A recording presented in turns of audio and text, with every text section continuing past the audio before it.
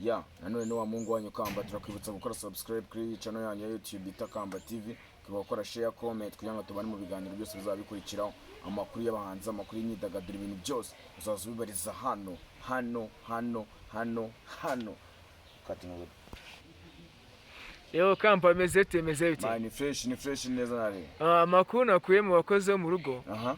Ndikumva ngo Coach Kigali ari kugurira abafana ba Melody amatike. Nikora ni hari ikintu biziho? Ya mvase hari umukozi wanje wo mu rugo urikumva. Natarutse gutya ndi imihanda street, urabizi ko iyi channel yanyu bazana ibintu biri fresh. Ariko mbere ko dukomeza mbabwira ukuntu ibintu bimeze, cyangwa mbabwira ukuntu street yose ibintu bimeze nyine tu, ukuntu imihanda bimeze. Ndakumva. Jestay we banze kwibuka ko wakanze subscribe kunye kubone dutandukanye neza, ukore share, ukore comment. Ni ibintu byoroshye no kureba munsi yawo ugakanda subscribe, muri tugakomezanya ibintu. Kunzogera ntago biba bigoye gukora. Ni ibintu biri easy, ni ibintu byose uwo wayiha wese. Ntago ibintu byoroshye rwose, ni ibintu byoroshye kabisa, ni ibintu biri easy. Urumva ikigara yuko rero imihanda iri Kigali, ibintu byose ibintu ukuntu bimeze. Biri kuvuga yuko umucire Coach Kigali yafashe miliyoni iji. Araheba afata miliyoni ku bafana ba Melody. Aravuga ati njyewe ngiye guca agasuzuguro ibikubera Nyarugenge kabisa. Ukumva aya makuru nayavumbuye mu bakozi bo mu rugo bavuga yuko ako nanjye na siwe wenyine. No kumuna babwira ibintu ntago muri kubyumva sibyo. Uri mu jama tujye twemera afite igiceri papa. Afite ibiceri. Ahubwo nimba utaragugura itike ntago mbizi ukuntu ibintu bimeze. Itike ndayifite. Ahubwo se kuyambera uri ready. Ndikubwira ko yuko urumva biri no kuvugwa yuko urumva yego, kuko ngira manye ko Kigayere muri no minsi yagiye afata amatike arenga abantu 1000 abagurira amatike yo kuza kureba aravuga ati yuko yaguze umufana. Ahubwo turibaza ngo muri tayari yo kuza kureba ukuntu igisamagwe bro Tiger B Papa Runa. Ese uribaza ninde muntu yanditse iriya ndirimbo ubundi urabizi umuntu yanditse ako beze reka mbanza mbere kumubwira umuntu yanditse iriya ndirimbo uri kundeba cyangwa se uri kunkurikirana we kana subscribe ibindi byose mukurikirane neza.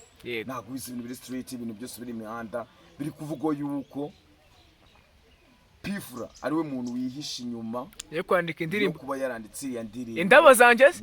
Oh yes. Ibyo bintu biri imihanda ko data umva. None se ko numva ahubwo ko numva ira rap imeze nka Riderman. Oya anabya Riderman kuko Pfra gwera muri za 2007 no kuntu yandika zira old school, ukuntu wumvise ukuntu ira 40 igwamo biri kugaragara ko ukuntu Pfra abanye na Debeni, ukabona ukuntu ajya kumusura ibiki n'ibiki. Urabona ko nejo bundi Melody nyine Melody yagize akantu ko kwataka Beni, afata umuntu wari yambaye agaplatiki karaga prank nyine bambaye abantu asana kiboro perike kabisa prank arazana gihuha. Esko yahise vuga ngo ngabantu ngo God Pen ngazabe ngo babihambire neza babikomeje atazabihuha urukumva. Biratangira imihanda yose ibintu bigenda gutya ko data mbose. Oya nanje narabibonye urumva start ndikukubwira ko urumva noneho ahantu uri mu rwego rwageze bana ko Melody yaremeye uriya muntu wa Nyabugogo. Imana ibira ball byose abantu bari gupingana tu.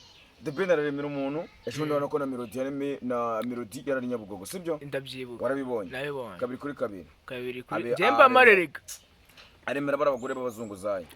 Bari ibintu byakurikiye kuri The Ben, ibintu nawe byamukurikiye urabizi. Ndabizi sajya mu mujyi nawe aravuga ati nje nk'igisamagwe Tiger gutandemera abantu 5 apeli. Alright. Inote yishana ari mu ntova danje mama yako arayiheba tu tamuye umva akasi mutwe yateye hari yavuga ati je ngiye ko tumufungo hari. Ariko uziko abantu batemera ko ari disi gute ntago mera kuba disingana kuko urumva nje ejo wundi nabonye akaririzi ka Ben. Hari urabona zino stati za Tiger. Yafashe Tiger stati yayo ayikubita agashyiku kabona.